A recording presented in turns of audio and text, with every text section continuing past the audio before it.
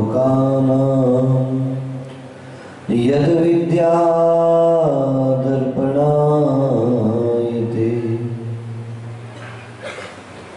अखण्डमण्डलाकारं व्याप्तं येन चराचरं तत्पदं दर्शितं येन तस्मै श्री गुरुवे नमः।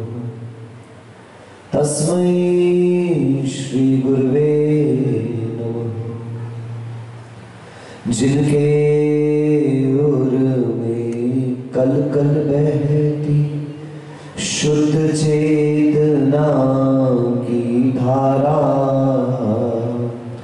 समतामय सम्यक्त्वमणि से जिनने निज को श्रृंगारा, वचनों के मोती बरसाते अमर रहे चिंतन नागर, मेरे उर में आन विराजो गुरुवर अभिनंदन सागर, गुरुवर अभिनंदन सागर। पंच परमेश्वर भगवान की, मूल नायक श्री 1008 वृषभनाथ भगवान की, देवपुरी एवं श्रवणोदय में विराजमान चैतन्य चमत्कारी चिंतामणि अक्षयकारी पार्श्वनाथ भगवान की, चारित्र चक्रवर्ती प्रथम आचार्य गुरुवर्षि शांति सागर जी महाराज की, परम पूज्य समाधि सम्राट अभीक्ष्ण ज्ञानोपयोगी वात्सल्य मूर्ति मम दीक्षा गुरुवर्य श्रेष्ठम पट्टाचार्य समाधिस्थ आचार्य भगवान अभिनंदन सागर जी महाराज की, परम पूज्य राष्ट्र गौरव धर्मालंकार आचार्य श्री रयण सागर जी महाराज की, परम पूज्य वर्तमान सप्तम आचार्य श्री अनेकांत सागर जी महाराज की, समाधिस्थ आचार्य निजानंद सागर जी महाराज की, अहिंसा परमो धर्म की द्वादशांग जिनवाणी माता की, उत्तम सत्य धर्म की, विद्यावान जी प्रखर वक्ता योग्य सम्राट आचार्य भगवान श्री अनुभव सागर जी गुरुदेव की जयकारा गुरुदेव का। जिंदगी के घड़े पर बैठा, घड़ा जानते हो ना सब, जिंदगी के घड़े पर बैठा समय का कौवा। बहुत छोटे थे तब एक कथा सुनी थी कि कौवे को प्यास लगी, तो प्यास लगी तो घड़े में जाकर के देखा पानी बहुत नीचे था। उस कौवे ने बुद्धिमत्ता दिखाई, एक एक कंकड़ ला करके उस घड़े में डालता गया। कुछ देर में वो घड़े में कंकड़ होने से पानी कुछ ऊपर आ गया और कौवे ने मुंह मारा और पानी पीकर अपनी प्यास बुझाकर निकला। शायद इसी को याद में रखकर किसी कवि ने पंक्तियां लिखी है कि जिंदगी के घड़े पर बैठा समय का कौवा, दिन रात के कंकड़ डालकर और हमारी उम्र का पानी पी रहा है। जिंदगी के घड़े पर बैठा समय का कौवा दिन रात के कंकड़ डालकर हमारी उम्र का पानी पी रहा है और आदमी सोचता है कि वो जी रहा है। सोचिएगा, विचार करिएगा। विज्ञान ने हमारे सामने सिद्धांत प्रस्तुत किया, जैन आगम ने हमारे सामने सिद्धांत प्रस्तुत किया, law of conservation of energy, ऊर्जा विनिमयन का सिद्धांत, जो आपको पहले मैं सुना चुका हूं कि matters can neither be created can nor be destroyed, they can be transformed from one form to another form।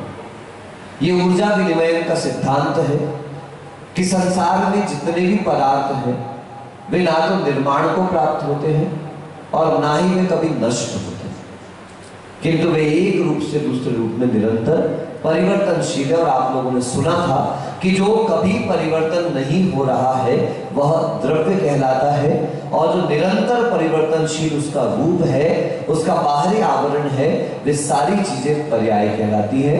जो परिवर्तन हमारे दृष्टिगोचर होता भी है और नहीं भी होता, ये दोनों चीजें पर्याय हैं। और जिसका कभी भी परिवर्तन नहीं होता वह द्रव्य कहलाता है। वो द्रव्य ना तो नष्ट हो रहा है, ना तो उसका जन्म हो रहा है, सिर्फ एक रूप से दूसरे रूप में परिवर्तन मात्र चल रहा है।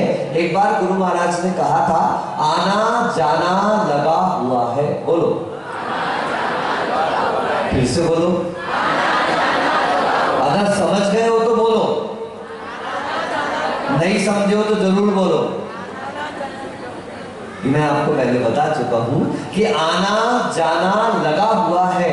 उत्पाद व्यय द्रव्युक्तम सद सद द्रव्य लक्षणम, यह तत्वार्थ सूत्र के 5वें अध्याय का सूत्र है। द्रव्य की परिभाषा बताते हुए आचार्य उमा स्वामी कहते हैं, जो जिसका एग्जिस्टेंस है, जो सत है, जिसका अस्तित्व है, उसे हम द्रव्य कहते हैं। और वो जो द्रव्य है जिसमें उत्पाद यानी नई पर्यायों का होना, पुरानी पर्याय का नाश होना और उसके बाद भी द्रव्य का सदैव बना रहना, यह द्रव्य की परिभाषा है। चाहे वो जीव हो, चाहे वो पुद्गल हो, चाहे वो धर्म हो, अधर्म हो, आकाश हो अथवा काल हो, कोई भी ऐसा द्रव्य नहीं है जिसमें उत्पाद व्यय और ध्रुवत्व ना बनता हो। संसारी प्राणी सिद्ध बन जाता है, लेकिन सिद्ध होता हुआ भी तो रहता जीव द्रव्य है। और जीव द्रव्य है तो सिद्ध अवस्था में भी उत्पाद व्यय और ध्रुवत्व उसमें निरंतर चलता रहता है। आचार्य भगवंत इसे सत्य कहते हैं। क्या कहते हैं? आपने सोचा होगा महाराज जी आज कोई कहानी सुनाने वाले होंगे। उत्तम सत्य धर्म है, सच बोलना चाहिए, सच बोलना चाहिए, सच बोलना चाहिए। यही सबसे बड़ा आश्चर्य है कि बड़े बड़े साधु, बड़े बड़े विद्वान आज के दिन प्रवचन करते हैं और ये प्रवचन करते हैं कि सत्य बोलो, जबकि उत्तम सत्य धर्म का यह अर्थ है ही नहीं। उत्तम सत्य धर्म आत्मा के अस्तित्व को स्वीकार करने का नाम है। उत्तम सत्य धर्म मैं एकत्व भावना के साथ चलूं, संसार के सारे पदार्थ मुझसे पृथक हैं, मैं अकेला हूं, आत्मा टंकोत्कीर्ण गायक एक स्वभाव वाली है, आत्मा का इसके अलावा सृष्टि में कुछ भी। आप विचार कर लेना कभी, जब जीव का मरण होता है, महेश भाई पिताजी गए, आप सोचिए दिलीप जी सेठ वो व्यक्ति थे कि इस शहर में अगर किसी समाज के व्यक्ति का मरण हुआ तो आपके यहाँ ऐसी परंपरा थी कि सेठ जी उसके मुख में जाकर के कुछ रखना पड़ता है, कुछ परंपरा होती। लेकिन दुर्भाग्य देखो कि हमारे सेठ जी जिन्होंने हर एक व्यक्ति की उस अंतिम क्रिया को किया, जब उनके मरण का समय आया तो ऐसा मरण हुआ कि उस समय हम उनके मुख पर वो एक दाना भी नहीं रख पाए। यानी सत्य ये है, तो स्वीकार करो कि हम कितने भी अपने जीवन में क्या क्या कर रहे हैं, कैसा कैसा कर रहे हैं। राजा भोज नाम सुना है? उज्जैन बड़ी प्रसिद्ध नगरी है।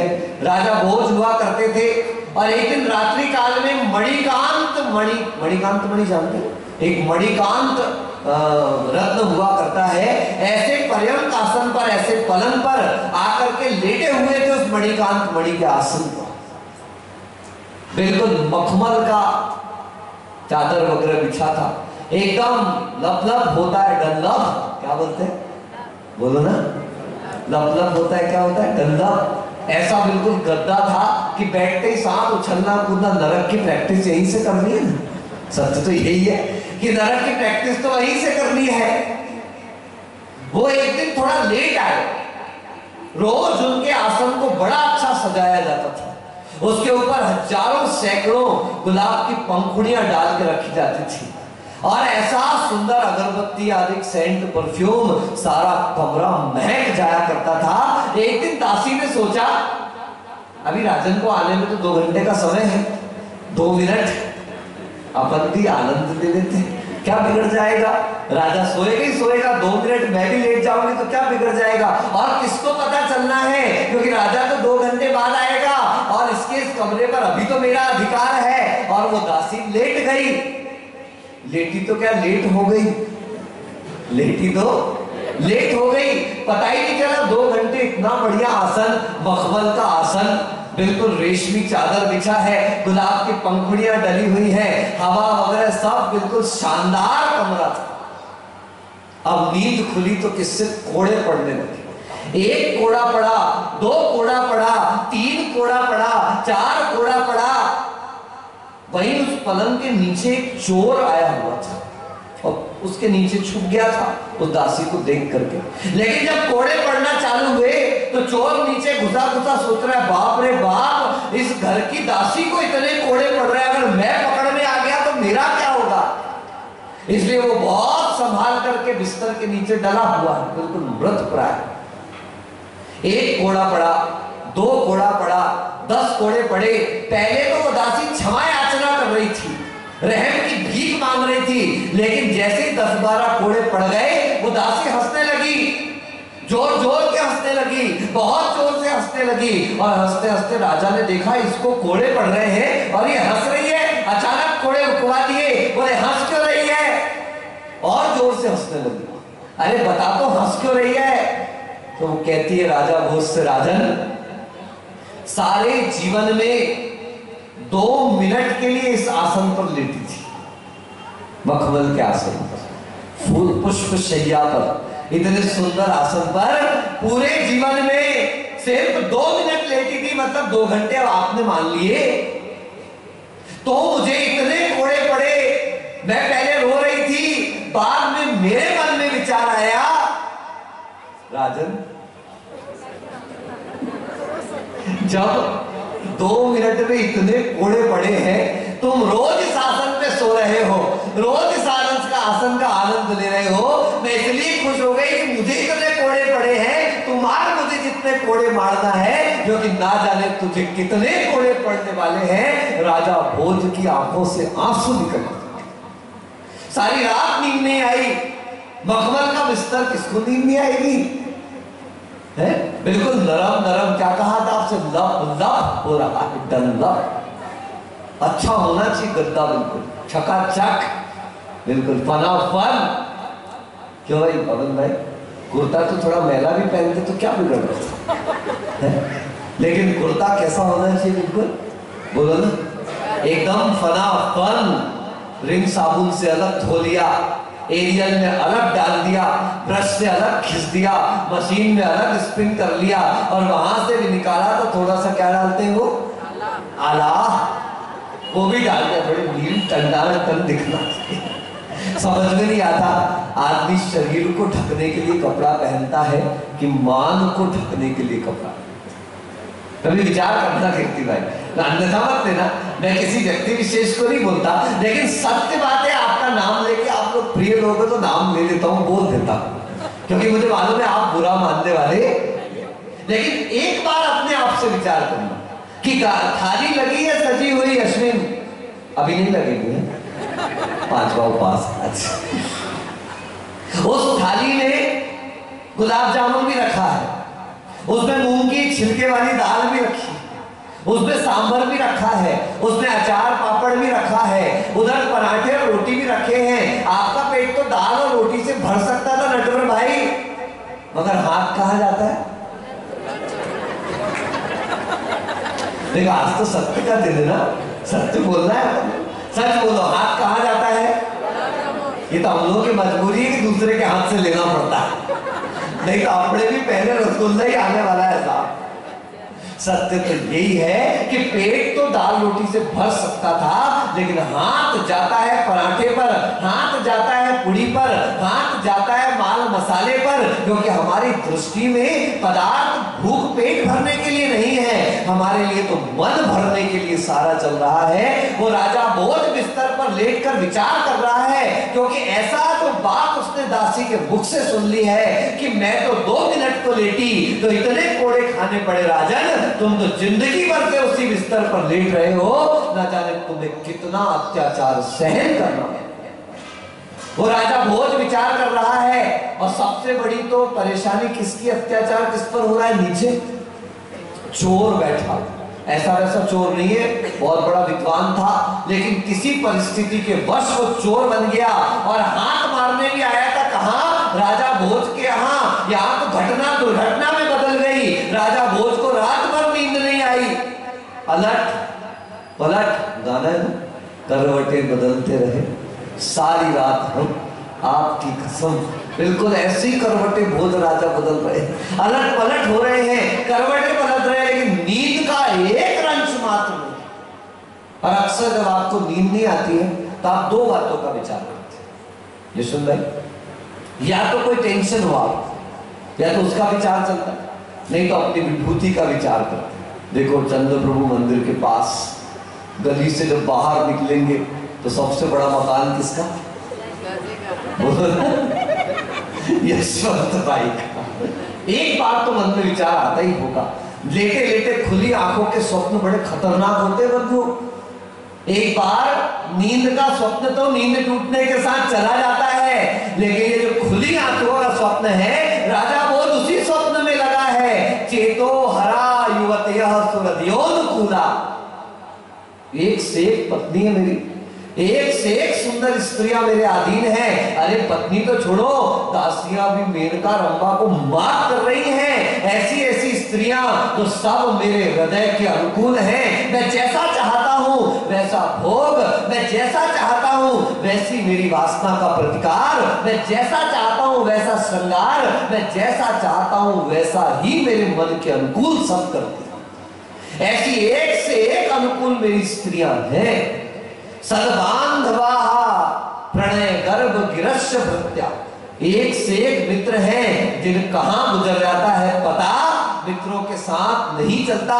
कब सुबह की शाम हो जाती है, कब शाम की रात हो जाती है, मित्रों के साथ बैठकर हर एक व्यक्ति दिन भर क्या करता रहता है?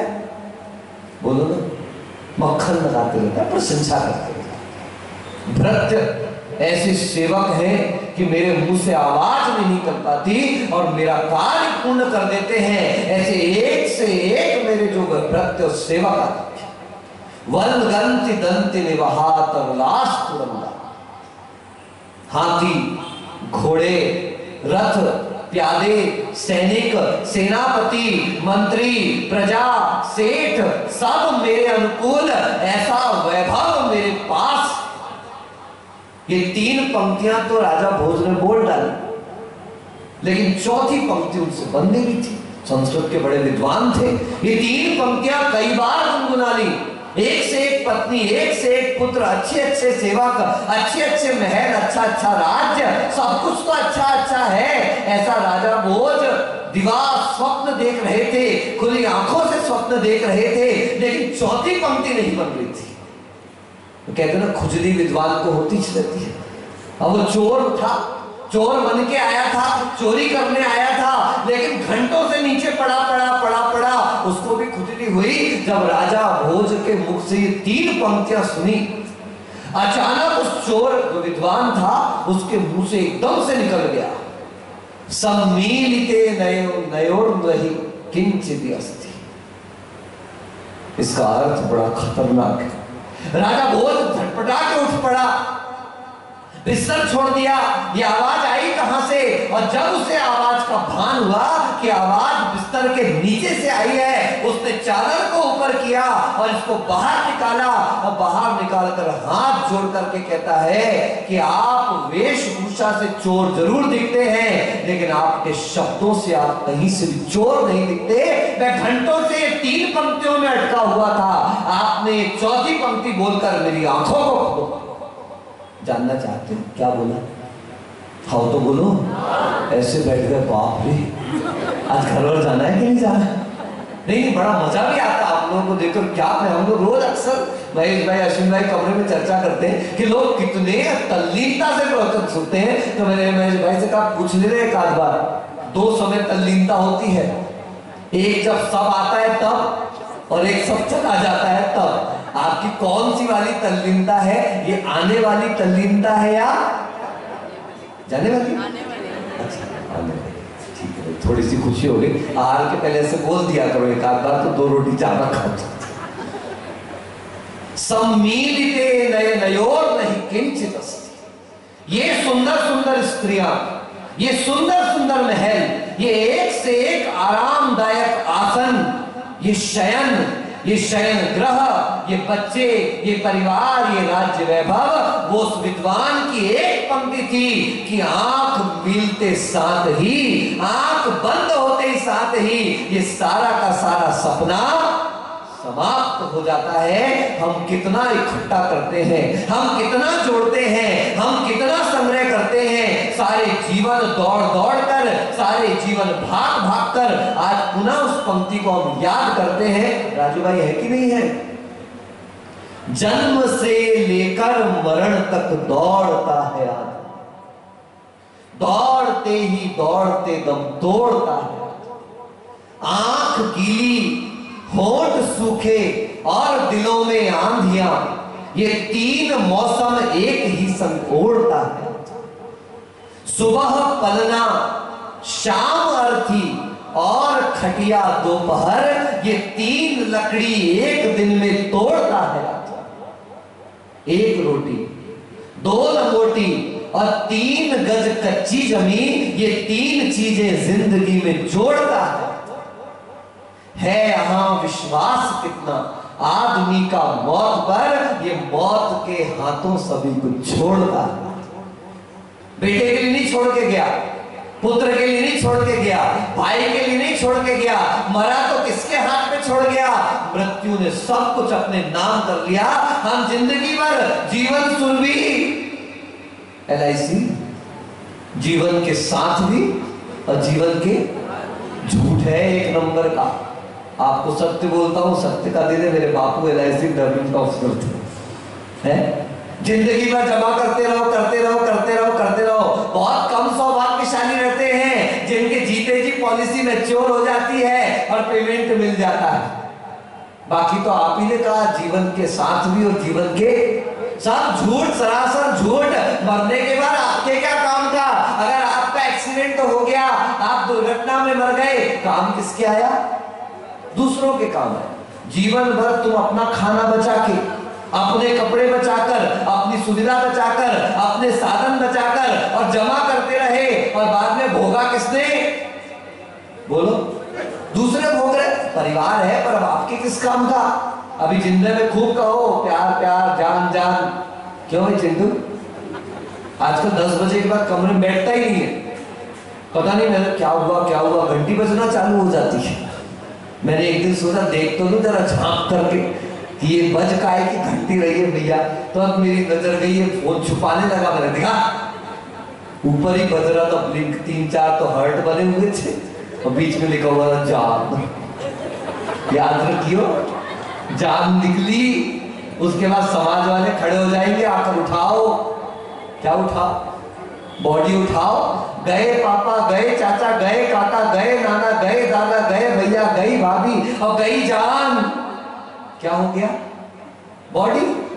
पूरी समाज के लोग खड़े हो जाएंगे आके, उठाओ बॉडी भैया। ज्यादा देर। कितने प्यार से पापा कहते थे, कितने प्यार से चाचा कहते थे, कितने प्यार से भैया कहते थे, कितने प्यार से दादा कहते थे, कितने अच्छे अच्छे विशेषणों का प्रयोग करते थे और शरीर से प्राण निकलते साथ कुछ भी शेष नहीं बचा। और हम इसी एक असत्य को निभाने में सारी जिंदगी गुजार देते। अश्विन मानते तो होंगे कि महाराज सत्य है, लेकिन मानते हुए भी मानने का मन नहीं करता। महाराज इतनी मेहनत करके वो इतनी बड़ी दुकान खड़ी करी, इतने साल से, आज 20-25 साल तो हो गए शादी को, बना ली सिर्फ हाँ, लगते तो हो ही नहीं। 20 साल हो गए, बताओ। 20 साल से महाराज एक संबंध निभा रहा।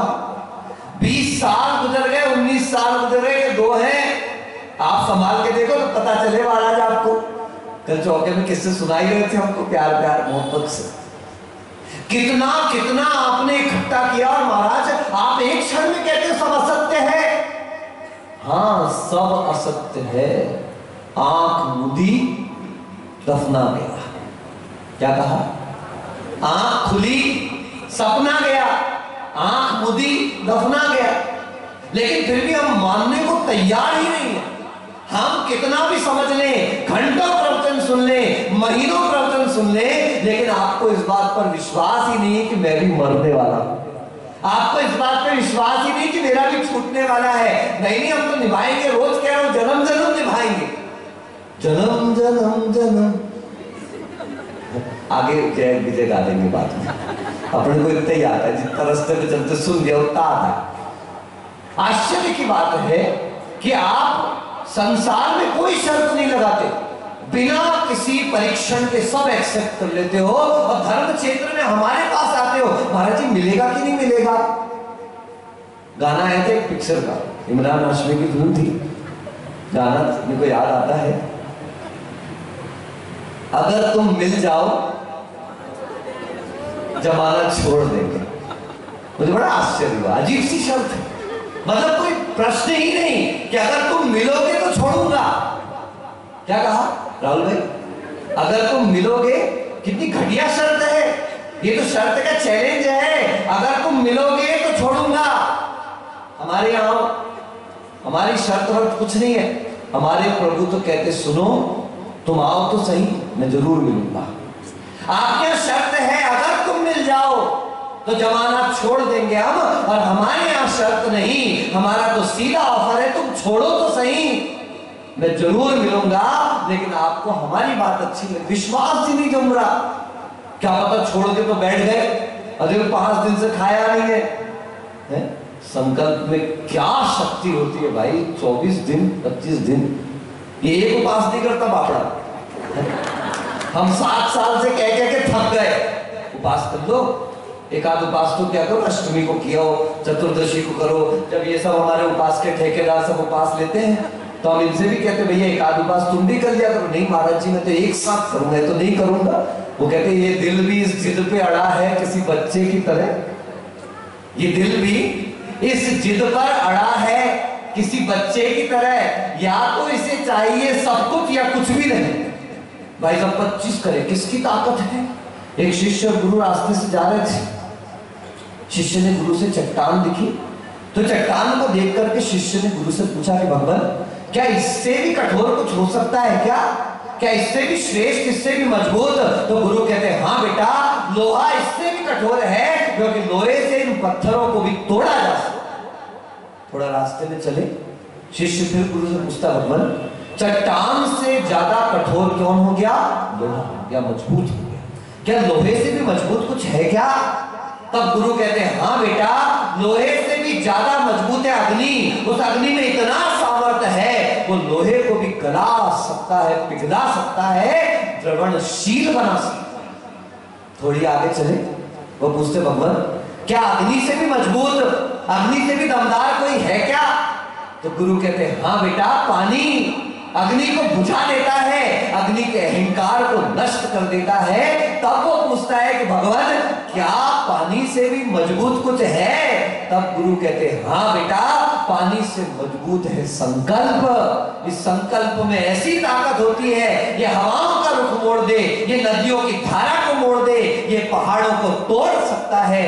ये संकल्प का ताकत है। आप क्या मजाक समझते हो कि हम आपके सामने नग्न बैठे हैं। आप क्या मजाक समझते हो कि एक बार आहार ग्रहण करके हम यहाँ पर बैठे हैं। आप क्या इसको कोई मजाक समझते हैं कि चारों तरफ भौतिकता की चकाचौंध है, हर तरफ साधन है, हर तरफ आपकी साधना को भड़काने वाले, आपकी साधना को गिराने वाले साधन मौजूद है। कोई ना कोई पहुंच जाता। अभी कल नहीं परसों कहीं से लोग आए थे इनके घाटोल की तरफ से, कहते महाराज क्या होता है पंखा चला लो ना। महाराज इतने उपवास कर रहे थे, पंखा चला दिया तो क्या होगा। ले जिस चीज के लिए साधना कर रहे और उसी की विराधना करने बैठ जाओ पंखा चलाकर। अरे बोलने से पहले संकोच करो। कितना दुर्लभ है कि पंचम काल में बिना पंखे के, बिना कूलर के, बिना किसी साधन के, बिना इलेक्ट्रिकल और इलेक्ट्रॉनिक्स मटेरियल के ये संत अपनी साधना करने में लगे हैं। बार बार अनुमोदना करो, हाथ जोड़ो, नमस्कार करो, नमोस्तु करो और धन्य धन्य के शब्द कहो कि हे प्रभु आप धन्य हो, हे श्रवण आप धन्य हो कि ऐसे काल में भी आप की किसी प्रकार का समझौता करने को तैयार। रघुकुल रीत सदा चली आई, प्राण जाए पर प्रण नहीं जाए। ये कोई राम का रघुकुल नहीं था, ये हमारा रघुकुल है। राजा रघु जो जिन शासन के महान वेत्ता हुए हैं, ऐसे रघु राजा ने ये सूत्र दिया था कि रघुकुल रीत सदा चली आई, प्राण जाए पर वचन। संकल्प से कठोर संसार में कुछ नहीं। यही सत्य है बंधुओं। जैनाचार्यों ने जिस सत्य की परिभाषा हमको सीखने समझने कहा है, दुर्भाग्य है कि आज हम लोग सत्य वचन को सत्य धर्म समझ रहे हैं। नहीं बंधुओं, सत्ता नहीं उपजती उसका न नाश, पर्याय का जनन केवल और रास, पर्याय है लहर वारिधि सत्य सत्ता, ऐसा सदैव कहते गुरुदेव वक्ता। कि सत्य क्या है? समुद्र का सत्य और एक होती है लहर का सत्य। समुद्र का सत्य है वो था है और रहेगा, और पर्याय का सत्य है वो कल नहीं थी, वो कल नहीं रहेगी, सिर्फ आज है। ये पर्याय दिख रही है, सिर्फ आज है, अभी है। ये रूप लावण्य, ये जितनी सुंदरता, ये जितना धन संपत्ति वैभव दिख रहा है, ये अभी है, आज है, कल रहने वाला। यही उत्तम सत्य धर्म है।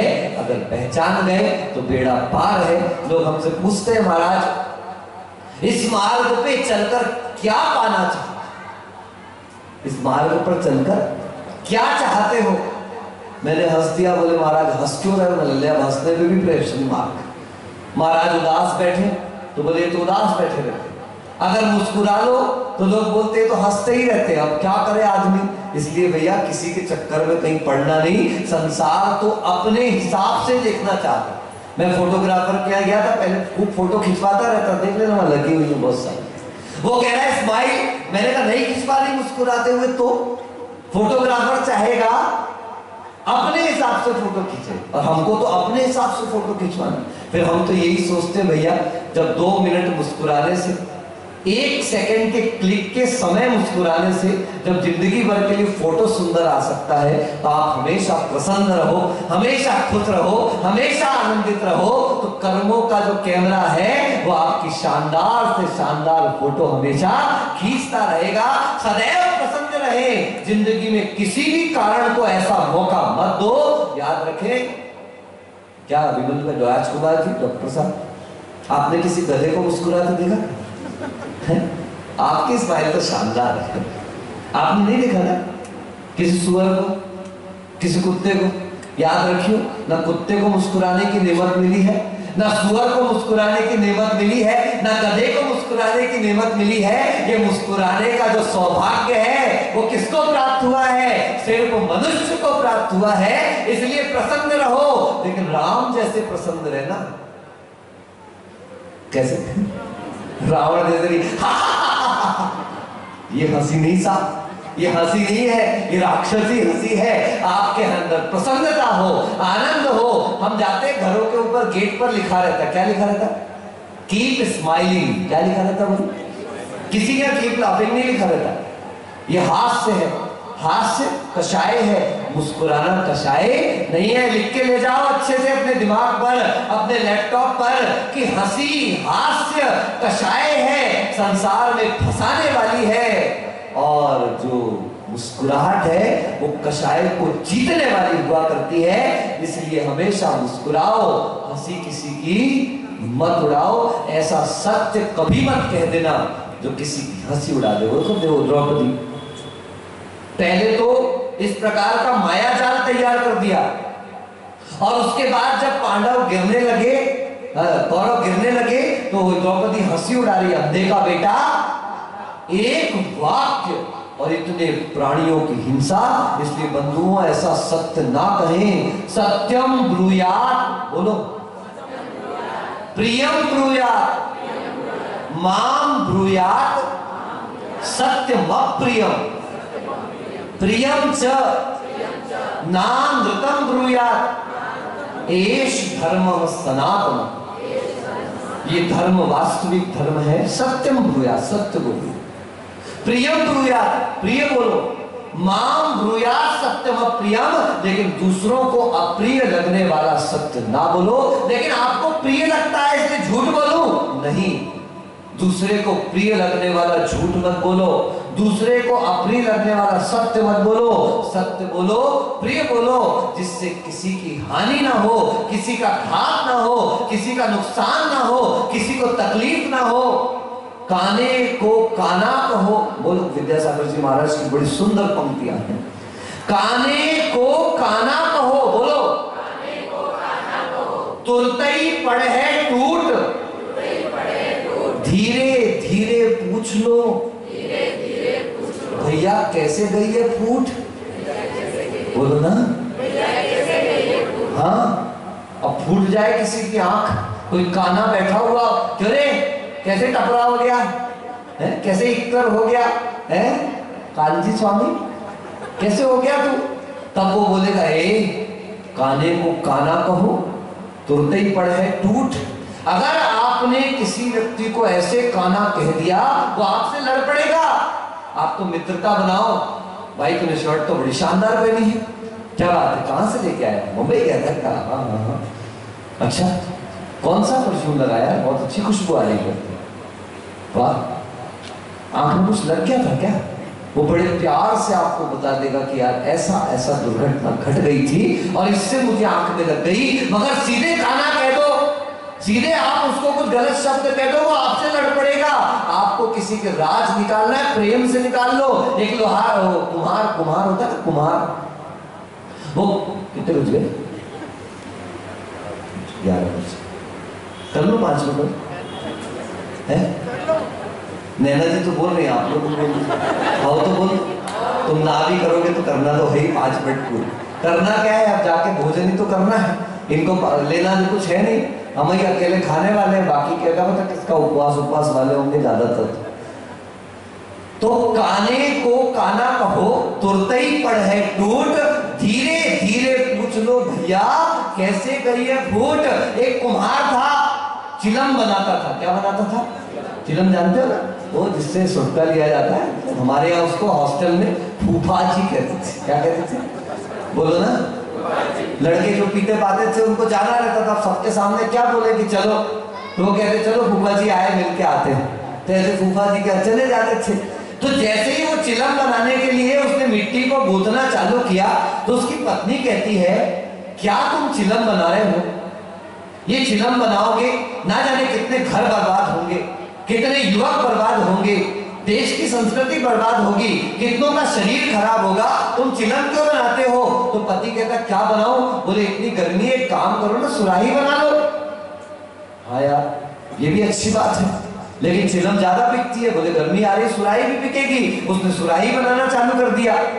आप जब सुराही बना रहा था तो सुराही बनाते बनाते जब उसने देखा यार ये बड़ी अच्छी बात हो गई, पानी ठंडा होगा, लोगों का दिमाग ठंडा होगा, कहां चिलम बनाता था वो भी गर्म और लोगों की जिंदगी भी गर्म और ये सुराही भी ठंडी, और जो पानी पिए तो उसका मन मस्तिष्क भी ठंडा। वो ऐसा विचार करते करते सोच रहा था कि मेरी पत्नी को बड़ा धन्यवाद है कि उसने ऐसा कहा तो मेरा विचार बदल गया। अचानक उस मिट्टी से आवाज आती है अरे कुम्हार, तेरा तो सिर्फ विचार बदला है लेकिन मेरी तो सारी की सारी जिंदगी बदल गई। कहां लोगों की जिंदगी में आग लगाती थी, अब लोगों की जिंदगी की आग को ठंडा करने का काम करूंगी। बंधुओं ध्यान रखना, एक सत्य वचन है, बोलो क्या है, एक सत्य व्रत है, बोलो दूसरा सत्य वचन, सत्य व्रत, भाषा समिति और सत्य धर्म। बस ये 4 ही बातें आप समझ लो, बस समाप्त करते हैं। सत्य व्रत का मतलब होता है कि मैं कभी असत्य नहीं कहूंगा, गलत नहीं कहूंगा। भाषा समिति, मुनिराजों की समिति, हित बोलेंगे, मित बोलेंगे और सीमित बोलेंगे।